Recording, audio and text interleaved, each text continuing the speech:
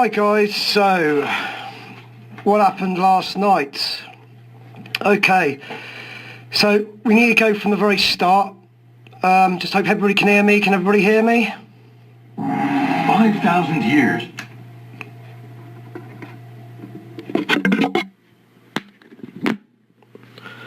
Right, hi guys. Okay, just get myself sorted. Right, okay, so yesterday, Tony Stevens from Torquay, he got a suspended sentence. He was grooming 39 girls online in total. He went to court. They basically gave him a suspended sentence. They said he needed help. So he gave an address that he was going to go to while he was on his suspended sentence. We later got a phone call. We was contacted by somebody who said that he'd actually turned up at the house of Richard Giles. Now you might remember Richard Giles, aka Meatloaf. It actually transpires that Tony Stevens and Richard Giles actually have known each other for 10 years. They were actually good friends. They were both caught by the UK database for grooming girls online in separate incidents. They both ended up in prison on remand together.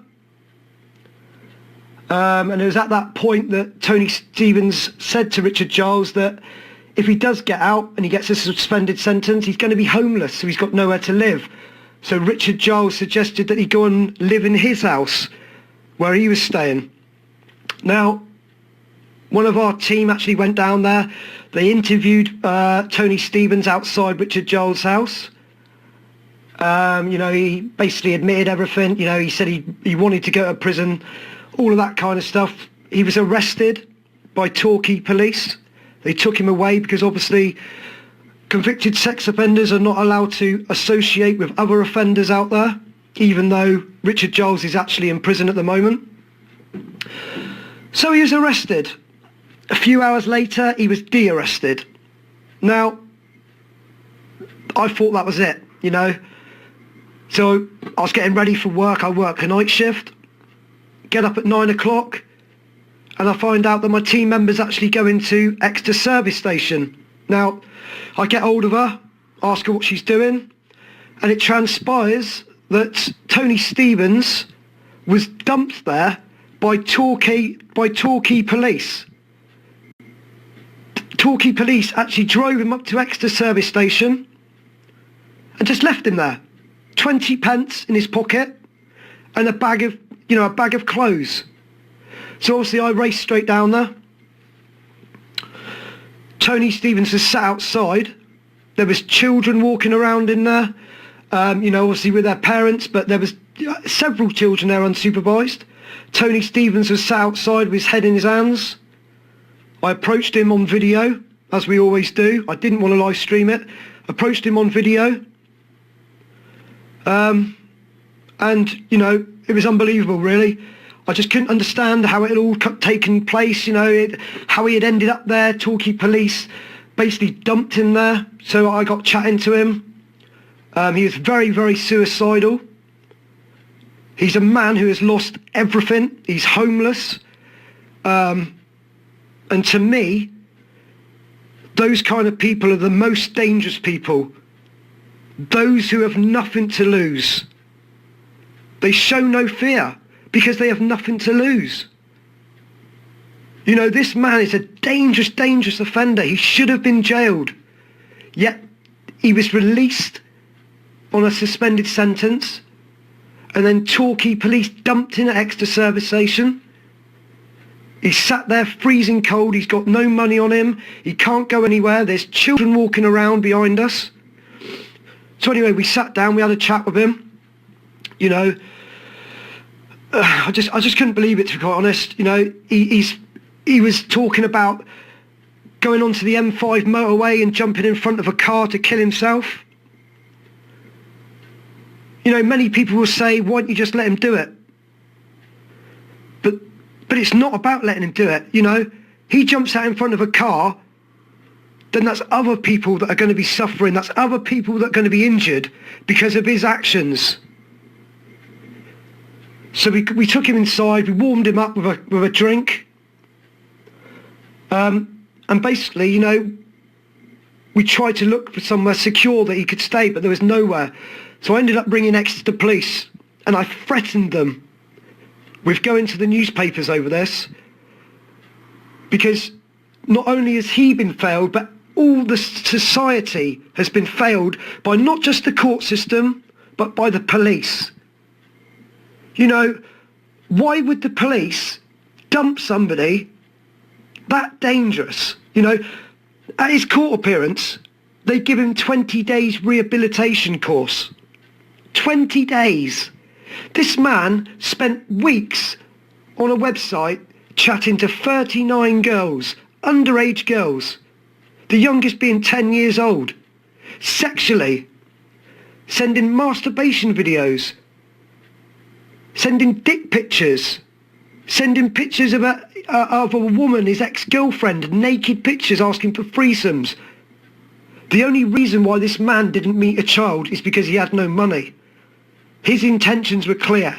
He is sexually driven by the attraction to children. Now, you know, I could have quite easily left him there. He could have jumped in front of a car, killed himself, killed other people, killed innocent members of society. Or he could have seen a child. There was several children there. He could have seen a child and taken them into the toilets and raped them. You know, this man, as I said before, is the type of most dangerous person there is, because they have nothing to lose. Therefore, they have no fear.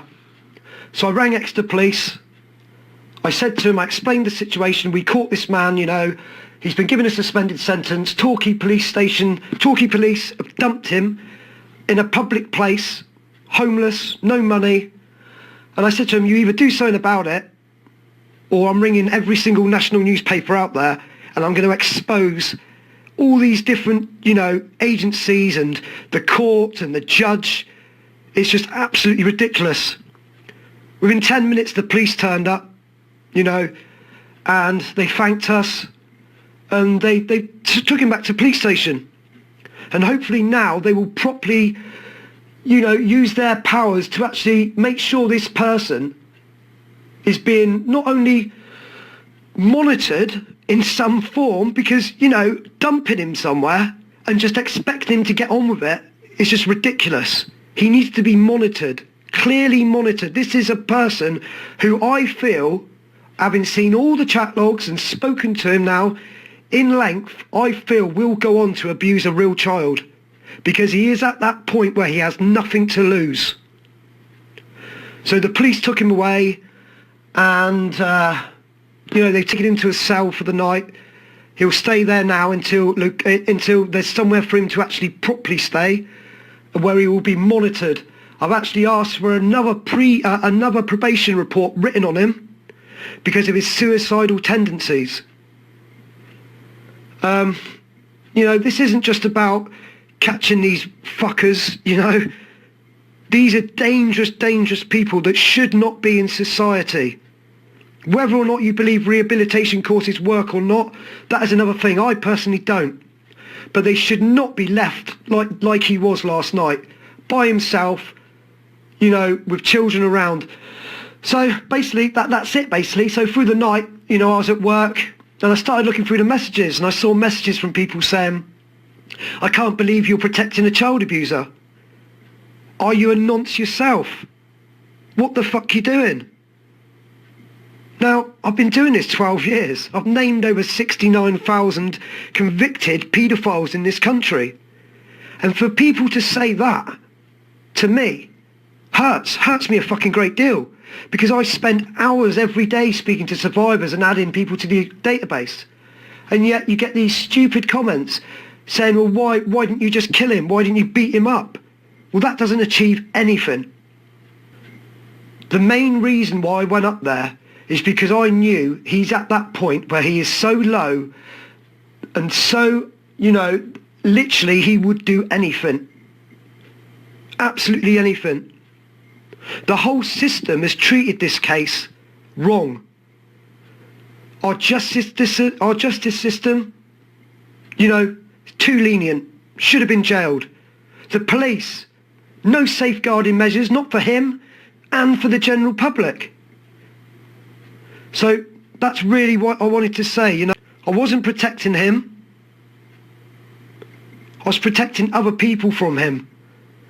Because somebody at that point in their life where they know they've lost everything, if he gets confronted by somebody angry who's recognised him, or if he jumps out in front of a car and injures himself and other people, or, which I felt at the time, that he would rape or sexually abuse or even kidnap a child that was there, then I felt I had to do something about it, and that's what we did. We got him, you know, we got the police to take him away and to make sure, you know, they're looking after him for at least this weekend until they find other arrangements. So that's it, guys, really. I just want to say that, you know, we at the UK database, the other team members, we're in this for the children, and that is the only reason why we do this. It's not for any other reason, hence why we have stopped doing live stings. You know, yeah, it's all right saying there's one less nonce on the street if he's dead, but if he jumps out in front of a car on the M5 motorway, then there's innocent people being killed as well. Did they explain why he was housed in the other nonce's house? No, because the court and probation didn't even look into that address. If they'd have looked into the address that he gave in court where he'd be staying, then they would have realised that it was the address of another paedophile we'd caught. Is there any other questions before I go? Because obviously I'm going to go to bed in a minute because I worked a night shift last night.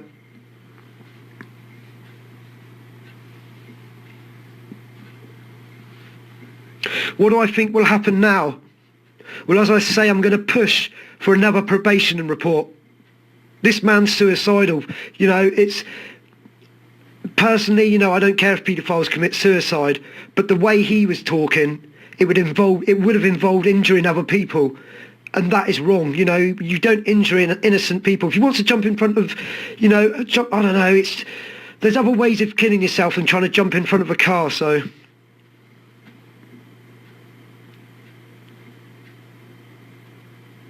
Okay, guys, I'm going to leave it there. Obviously, it's 9 o'clock in the morning.